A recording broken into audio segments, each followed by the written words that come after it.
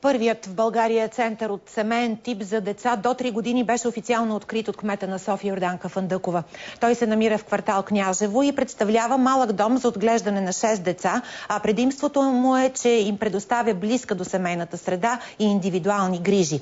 Освен храна, дрехи и хубава стая, те ще получават любов и внимание, обещават създателите на центъра.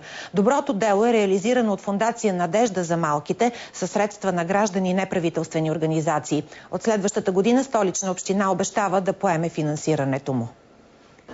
Този тип центрове са алтернатива на институциите за деца.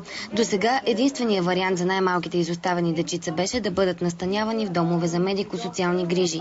Целта на този дом е да осигури временен престой на децата, докато биологичните родители или осиновители ги вземат. Затова и Фандъкова пожела всяко от тях да прекара възможно най-малко време в иначе хубавия дом и така да се помогне на повече деца. Към момента в центъра живеят момиченце на 2 и момченце на 5 месеца.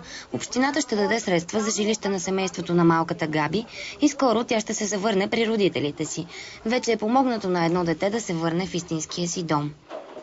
Съвсем различно е, особено малките деца, бебетата имат нужда точно от семейна среда. Виждате, че тук всички са като едно задружно семейство. Колкото по-малко, колкото повече наподобява къща, толкова е по-добре за децата. Така че това е основно предимство и другото, разбира се, е обучен персонал, който индивидуално да се грижи за всяко дете. Фандъкова обясни още, че цялостната стратегия на Столична община е насочена към поетапното закриване на традиционните институции за социални грижи и откриването на повече такива центрове.